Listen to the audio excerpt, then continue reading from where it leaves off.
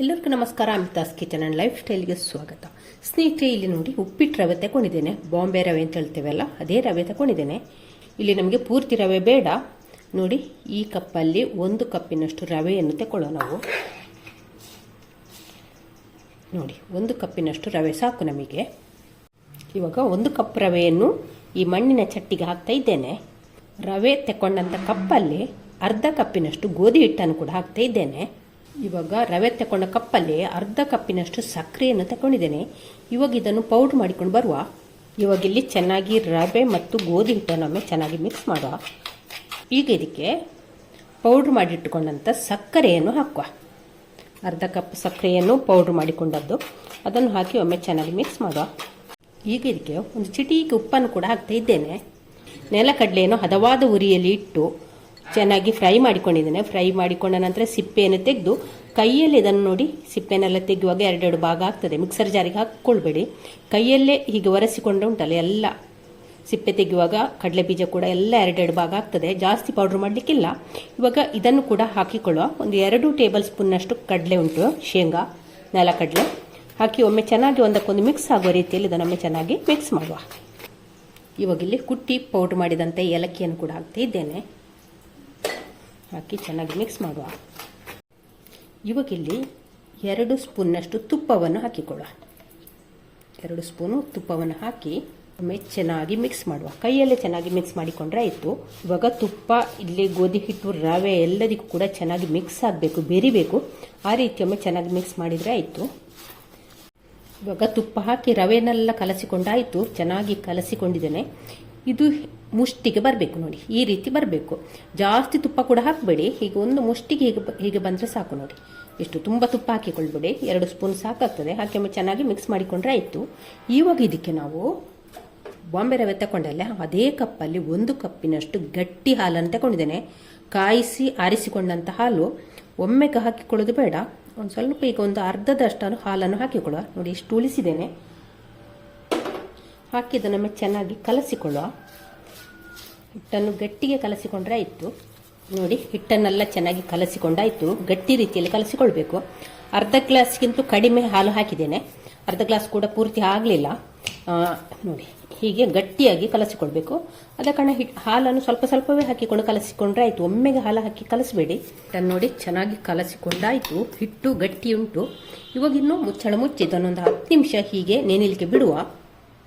ಇವಾಗ ನೋಡ, ಹಿಟ್ಟನ್ನು ಕಲಸಿಟ್ಟು 10 ನಿಮಿಷ ಆಯಿತು.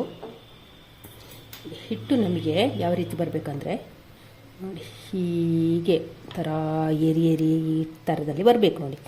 ಈ ರೀತಿ ಬರಬೇಕು ನೋಡಿ. ಹೀಗೆ ಒಂಥರ ಲೇಯರ್ ಆಗಿದೆ ನೋಡಿ. ಇಲ್ಲಿ ನೋಡಿ, ಈ ರೀತಿ ಬರಬೇಕು ನೋಡಿ ಹಿಟ್ಟು ನಮಗೆ. ಈ ರೀತಿ ಬಂದರೆ ನಾವು ಕಲಸಿಟ್ಟುಕೊಂಡಂಥ ಹಿಟ್ಟು ಕರೆಕ್ಟ್ ಆಗಿದೆ ಅಂತ ನಮಗೆ ಅಂದಾಜಾಗ್ತದೆ ನೋಡಿ. ಇವಾಗ ಹೀಗೆ ನಾವು ಒಂದು ಸಣ್ಣ ನೆಲ್ಲಿಕಾಯಿ ಗಾತ್ರದ ಉಂಡೆಯನ್ನಾಗಿ ಮಾಡಿಕೊಡುವ. ಎಲ್ಲವನ್ನು ಕೂಡ ಫಸ್ಟಿಗೆಲ್ಲ ಈ ರೀತಿ ಚಿಕ್ಕ ಸೈಜಿದ್ದು ಉಂಡೆ ಮಾಡಿ ಇಟ್ಕೊಳ್ಳುವ. ಇಷ್ಟು ಉಂಡೆ ಆಯಿತು ನನಗೆ. ಇನ್ನಿದನ್ನು ನಾವು ಕೈಯಲ್ಲಿ ಬೇಕಾದರೆ ಹೀಗೆ ಪ್ರೆಸ್ ಮಾಡಿಕೊಳ್ಬೋದು ನೋಡಿ. ಈ ರೀತಿ ಮಾಡಿಕೊಳ್ಬೋದು ನೋಡಿ. ಎಲ್ಲವನ್ನು ಕೂಡ ಈ ರೀತಿ ಪ್ರೆಸ್ ಮಾಡಿ ಈ ರೀತಿ ಮಾಡಿ ಇಟ್ಕೊಳ್ಳುವ. ಎಲ್ಲವನ್ನು ಕೂಡ ಹೀಗೆ ಕೈಯಲ್ಲಿ ಒತ್ತಿ ಹೀಗೆ ನೋಡಿ, ಈ ರೀತಿ ಎಲ್ಲವನ್ನು ಕೂಡ ಮಾಡಿದರೆ ಆಯಿತು ನೋಡಿ. ಹೀಗೆ ಮಾಡಿ ಇಟ್ಟುಕೊಳ್ಳುವ. ಈಗ ನಿಮಗೆ ಆಗೋದಿಲ್ಲ ಅಂತಂದರೆ ಪ್ಲಾಸ್ಟಿಕ್ ಕವರಿಗೆ ಹಾಕಿ ಅದರಲ್ಲಿ ಒತ್ತಿಕೊಳ್ಬೋದು. ಹೀಗೆ ಸಹ ಮಾಡಿಕೊಳ್ಬೋದು. ಪ್ಲಾಸ್ಟಿಕ್ ಕವರ್ ಮೇಲೆ ಇಟ್ಟು ಒತ್ತಿಕೊಂಡ್ರೂ ಆಗ್ತದೆ. ಇಲ್ಲದಿದ್ದರೆ ಕೈಯಿಂದ ಕೂಡ ಮಾಡಿಕೊಳ್ಬೋದು. ಕೈಯಿಂದ ಮಾಡಿದರೆ ನಮಗೆ ಬೇಗ ಬೇಗ ಮಾಡಿ ಇಟ್ಕೊಳ್ಬೋದು ನೋಡಿ. ಎಲ್ಲವನ್ನು ಕೂಡ ಹೀಗೆ ಮಾಡಿ ಇಟ್ಟುಕೊಳ್ಳ.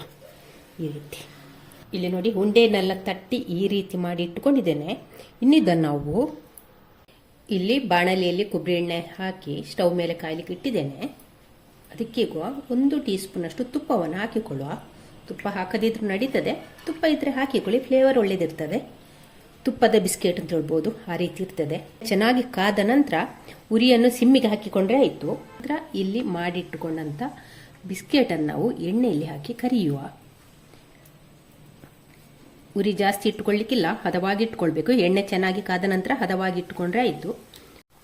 ಇವಾಗ ನೋಡಿ, ಬಿಸ್ಕೆಟನ್ನು ಎಣ್ಣೆಯಲ್ಲಿ ಹಾಕಿ 1-2 ನಿಮಿಷ ಆಯಿತು. ಇವಾಗ ಇದನ್ನೆಲ್ಲ ನಾವು ಮಗುಚಿ ಹಾಕಿಕೊಂಡು ಫ್ರೈ ಮಾಡಿದರೆ ಆಯಿತು. ಮಗುಚಿ ಹಾಕಿ 2 ಸೈಡ್ ಕೂಡ ಚೆನ್ನಾಗಿ ಗೋಲ್ಡನ್ ಬ್ರೌನ್ ಬರುವ ತನಕ ಫ್ರೈ ಮಾಡಿದರೆ ಆಯಿತು. ಉರಿಯನ್ನು ಹದವಾಗಿ ಇಟ್ಕೊಳ್ಬೇಕು. ಎಣ್ಣೆ ಚೆನ್ನಾಗಿ ಕಾದ ನಂತರ ಬೆಂಕಿಯನ್ನು ಮೀಡಿಯಂ ಫ್ಲೇಮಿಗೆ ಹಾಕಿಕೊಂಡ್ರೆ ಆಯಿತು. ಹಾಕಿ ನಿಧಾನಕ್ಕೆ ಇದನ್ನು ಫ್ರೈ ಮಾಡಿದರೆ ಆಯಿತು. ನೋಡಿ ಇವಾಗ ಇದೆಲ್ಲ ಗೋಲ್ಡನ್ ಬ್ರೌನ್ಗೆ ತಿರುಗಿದೆ ನೋಡಿ. ಕಲರ್ ನೋಡಿ ಎಲ್ಲ ಕೂಡ ಚೆನ್ನಾಗಿ ಒಂದೇ ರೀತಿಯಲ್ಲಿ ಫ್ರೈ ಆಗಿದೆ ನೋಡಿ. ಎರಡು ಸೈಡು ಕೂಡ ನೋಡಿ ಒಂದೇ ರೀತಿಯಲ್ಲಿ ಫ್ರೈ ಆಗಿದೆ ನೋಡಿ ಎಲ್ಲವೂ ಕೂಡ. ಇವಾಗ ಇಷ್ಟಾದರೆ ಸಾಕು. ಈಗ ಜಾಸ್ತಿ ಫ್ರೈ ಮಾಡಿಕೊಳ್ಳೋದು ಬೇಡ. ಇವಾಗ ಇದನ್ನು ನಾವು ತೆಗೆಯುವ. ನೋಡಿ ಹದವಾದ ಉರಿಯಲ್ಲಿ ಫ್ರೈ ಮಾಡಬೇಕು ನೋಡಿ. ಎಲ್ಲವೂ ಕೂಡ ಒಂದೇ ರೀತಿಯಲ್ಲಿ ಫ್ರೈ ಆಗಿದೆ. ಇಷ್ಟೇ ಸಾಕು. ಇದಕ್ಕಿಂತ ಜಾಸ್ತಿ ಫ್ರೈ ಮಾಡಲಿಕ್ಕಿಲ್ಲ, ಹಾಗೆ ಇದಕ್ಕಿಂತ ಕಡಿಮೆ ಕೂಡ ಬೇಡ. ನೋಡಿ ನಿಮಗೆ ಅಂದಾಜಾಗ್ಬೋದಲ್ಲ. ಎಲ್ಲವನ್ನು ಕೂಡ ಇದೇ ರೀತಿ ಫ್ರೈ ಮಾಡಿ ತೆಗೆಯುವ. ಸ್ನೇಹಿತರೆ ನೋಡಿ ನಮ್ಮ ಬಿಸ್ಕೆಟ್ ಎಲ್ಲ ರೆಡಿ ಆಗಿದೆ. ಚೆನ್ನಾಗಿ ಬಂದಿದೆ ಕೂಡ. ಹೊರಗಿಂದ ಕ್ರಿಸ್ಪಿಯಾಗಿ ಒಳಗಿಂದ ಸಾಫ್ಟಾಗಿ ಬಂದಿದೆ. ಇದನ್ನು 1 ತಿಂಗಳ ಕಾಲ ಕೂಡ ಇಟ್ಟುಕೊಂಡು ತಿನ್ಬೋದು. ಟೇಸ್ಟ್ ಮತ್ತು ಟೆಕ್ಸ್ಚರಲ್ಲಿ ವ್ಯತ್ಯಾಸ ಇರುವುದಿಲ್ಲ. ಹಾಗೆ ಸುಲಭವಾಗಿ ಮಾಡುವಂಥ ಒಂದು ಬಿಸ್ಕೆಟು ನೀವು ಮನೆಯಲ್ಲಿ ಒಂದ್ಸಲ ಟ್ರೈ ಮಾಡಿ. ಸುಲಭವಾಗಿ ಮನೆಯಲ್ಲೇ ಮಾಡಿಕೊಳ್ಳುವಂಥ ಹೆಲ್ದಿ ಆದ ಒಂದು ಬಿಸ್ಕೆಟ್. ಮಕ್ಕಳು ಸ್ಕೂಲಿಂದೆಲ್ಲ ಬರುವಾಗ ಇದನ್ನು ಮಾಡಿ ಕೊಡ್ಬೋದು. ಹಾಗೆ ಎಣ್ಣೆ ಕೂಡ ಜಾಸ್ತಿ ಹೀರಿಕೊಳ್ಳೋದಿಲ್ಲ. ಹಾಗೆ ತುಂಬ ದಿವಸ ಇಟ್ಟು ಕೂಡ ಇದನ್ನು ತಿನ್ಬೋದು. ಹಾಗೆ ಈ ವಿಡಿಯೋ ಇಷ್ಟ ಆದರೆ ಪ್ಲೀಸ್ ಒಂದು ಲೈಕ್ ಮಾಡಿ, ಶೇರ್ ಮಾಡಿ. ಚಾನಲ್ಗೆ ಯಾರು ಹೊಸಬ್ರು ಇದ್ದರೆ ಪ್ಲೀಸ್ ಸಬ್ಸ್ಕ್ರೈಬ್ ಮಾಡಿಕೊಂಡು ಚಾನಲನ್ನು ನೋಡಿ. ನಾಳೆ ನಾವು ಹೊಸ ಬ್ಲಾಗ್ ಅಥವಾ ರೆಸಿಪಿಯೊಂದಿಗೆ ಸಿಗೋಣ. ಅಲ್ಲಿವರೆಗೆ take care, bye bye. Thank you ಸ್ನೇಹಿತರೆ.